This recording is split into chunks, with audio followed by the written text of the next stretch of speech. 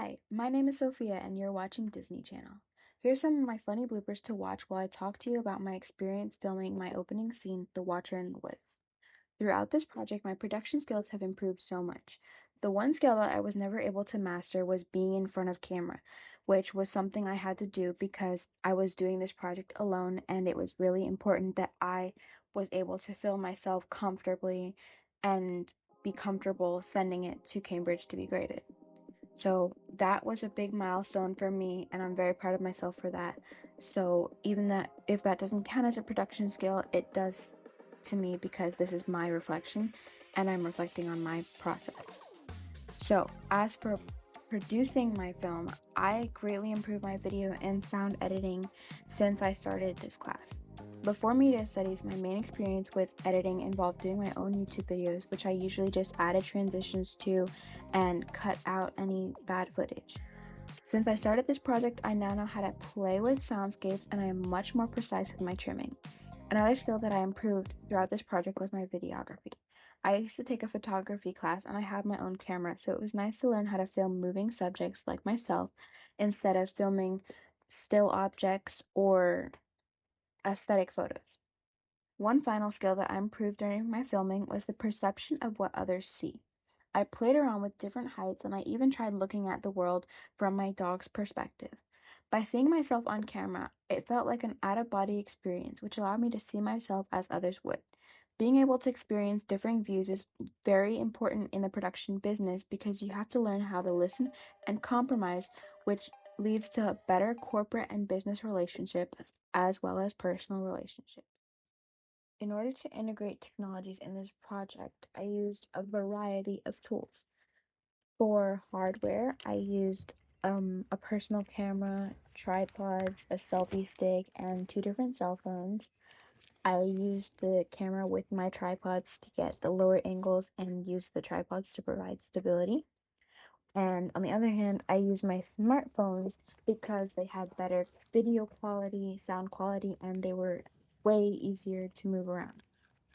I really enjoyed filming with the phones because of how quick they were to move, and I didn't have to worry about scratching them because they had cases. As for the software in this project, I used Clipchamp to edit both my creative critical reflection and Where's my my chair? opening scene. I used it for adding the clips, synthesizing the audio, adding music, all those things. And then I used OneDrive to keep everything organized and together for this project so that I knew where all of my pieces were. Now, how does my product engage with audiences and how would it be distributed as a real media text?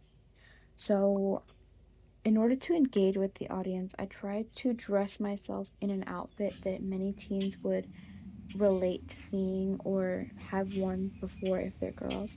And I also tried to do this by representing independent teenagers with um, the showing of the girl driving home by herself. I also used suspense to keep the viewers' curiosity and keep their attention throughout the film, especially at the ending. Now, if I were to distribute this, I would definitely go for social media platforms because they're the easiest way to share something with your peers and with people who enjoy the same things as you because with social media there's so many different kinds of people that you can share your creations and your experiences with.